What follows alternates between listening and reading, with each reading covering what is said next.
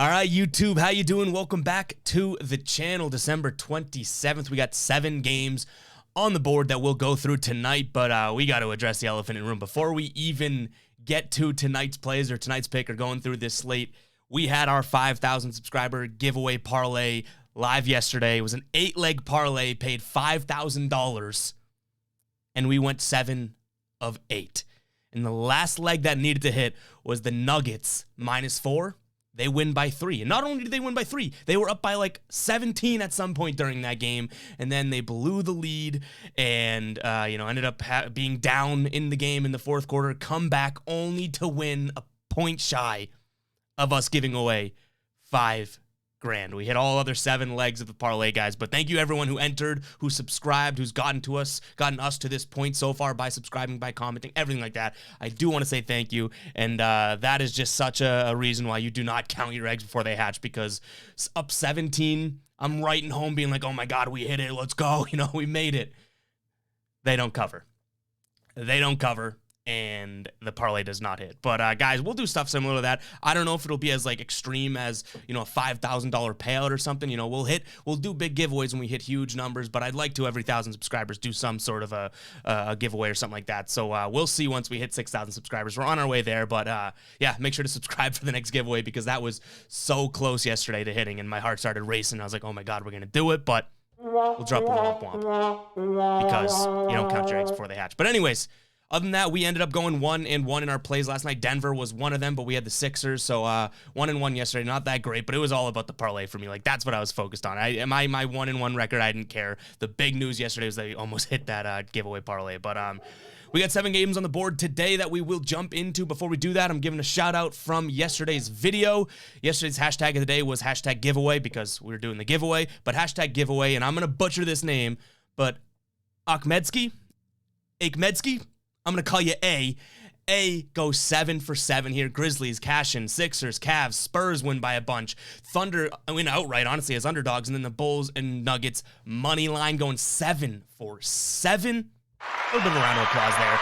Shout out to Akmedzki for hitting there. And guys, if you don't know what the hashtag of the day is, at the end of today's video, I'm going to be giving a hashtag, and all you guys got to do, just like Big A did today, is drop that hashtag in the comments with your plays, with your picks, with your locks. It could be a million picks. It could be 1 pick, whatever you guys want to do. If you have a winning positive night, you got a chance of being shouted out and featured in tomorrow's video. So stay tuned to the end of the video for the new hashtag of the day today. But let's jump right into it, guys. We got the Hornets hosting the Rockets here. Hornets 7.5 point favorites. We'll go through the injury report and everything like that, but everyone knows right now, for all of these games, blanket statement out here, all of these games, things are just, in the NBA world and in other leagues too as well. COVID is going crazy right now. But on the Hornets side of things, Bridges is going to be out, Martin is out, and PJ Washington out, all quarantining. 3 pretty substantial players for them. On the Houston side of things, DJ Augustine is out, John Wall still out, obviously. Kevin Porter Jr. is questionable. Garrison Matthews quarantining.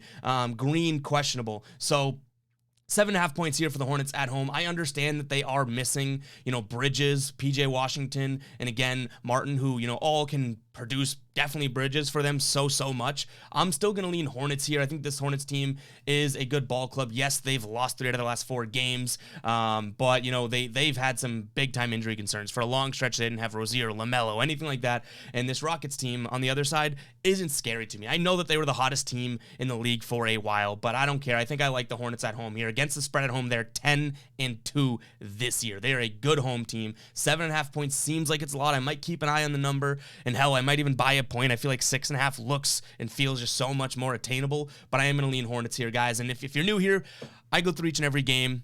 I give you my lean, I give you my take, I tell you what I'm thinking, where my head's at on this game, but my final plays, what I'm actually going to be taking tonight, will be in the pinned comment, so make sure to keep an eye on that, but this does have a decent chance of making one of my final plays tonight, but keep an eye on the pinned comment. Next up, we have the Hawks at home against the Bulls. Hawks 5.5 point underdogs at home here. Chicago won 3 in a row here. They just beat Indiana yesterday. Atlanta has lost 3 out of their last 4. In terms of injuries for Chicago, Jones Jr. is out, Caruso out, Lonzo Ball, out, and obviously Williams out for season. Just going through everything. Atlanta has a long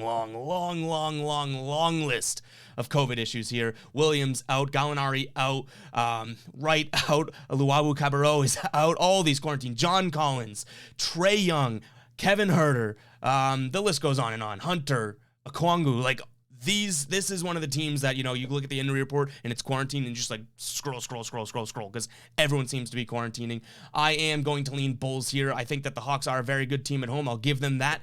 But this Bulls team is just a little bit better and a way more healthy than this Atlanta team. This Atlanta team is, you know, without Trae Young, without John Collins, you would never catch me taking their side of things. So I'm going to lean Bulls -5.5. I don't totally love the number, but that is going to be my lean here.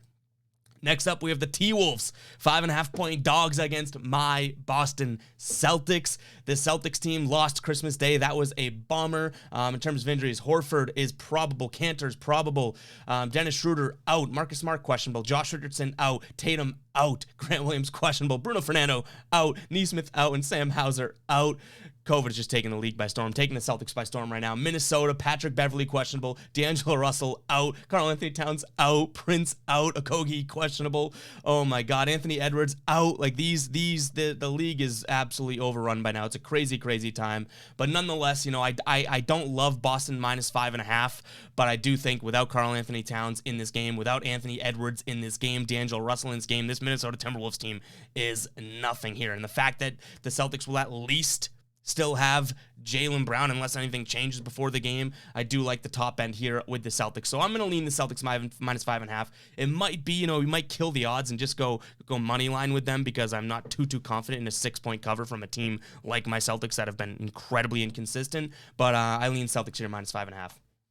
Next, we have the Spurs getting 7 points against the Utah Jazz. Spurs, huge win yesterday against the Detroit Pistons. They blew them out 144-109, which that cover was within our parlay, so that hit. Utah won 3 in a row here, so have the Spurs.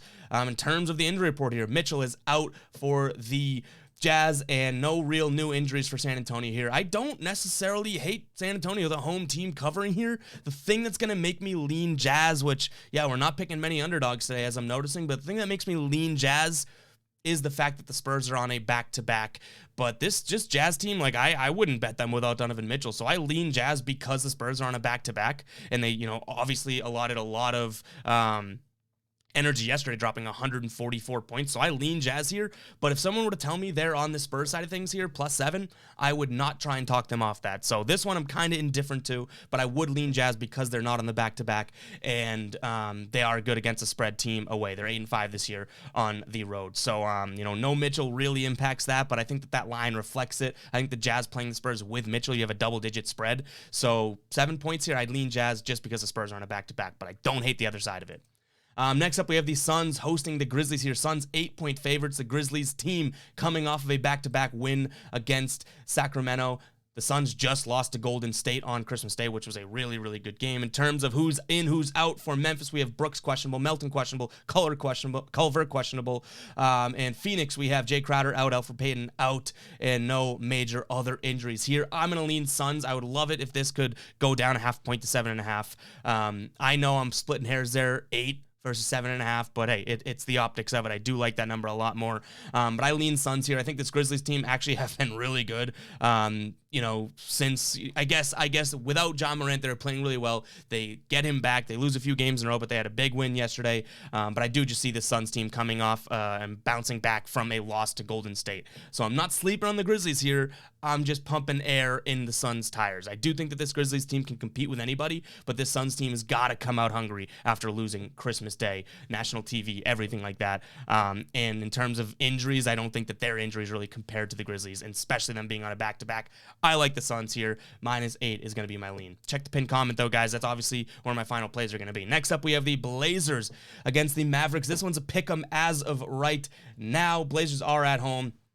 Dallas Bullock is out. Hardaway Jr. out. Burke is out. Porzingis is going to be probable upgraded. Willie Cauley-Stein is out. Luka out.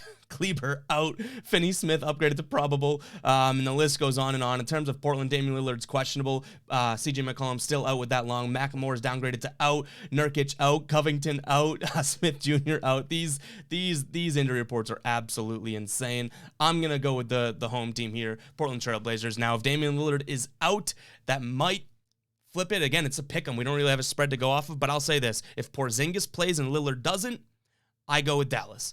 If Lillard plays and Porzingis doesn't, I think I'm going to go with Portland. If neither of them play, I go with Portland because they're the home team, and this is a pick 'em. And I think without Luka, without Porzingis, and then obviously, Hardaway Jr. and Finney, like a lot of these guys that actually played some decent minutes on the Mavericks are not playing, I would go with them. Whereas, Portland has a couple scorers that they can pull out of their ass there. So again, Lillard plays, I'm taking Portland. Lillard and Porzingis both play, I'm taking Portland. Porzingis doesn't play, Lillard you know what I'm saying. It's Portland unless Damian Lillard's out and Porzingis is in. I've confused that. I'm going to give myself a warm up. We'll drop another one. Portland is probably going to, odds are my play here. Next up, we have the Clippers hosting the Nets here. Clippers back-to-back. They were the team that the Nuggets could not just finish off yesterday and cash for us in the parlay here. They lost 103-100. I like Brooklyn in this one. -4 is the spread here. No Durant, though, but as long as they have James Harden in there, I think that they have the better talent here. Paul George is still out. LaMarcus Aldridge on the other side is out as well. Durant's out. Joe Harris still out. LA, other than Paul George, Reggie Jackson is questionable. But I do think on the second night of a back-to-back, I'm going to trust the better team here. Even without Durant, I still believe it is Brooklyn. So give me Brooklyn here, -4. Keep an eye on that spread, though. I don't know if that makes the final ticket.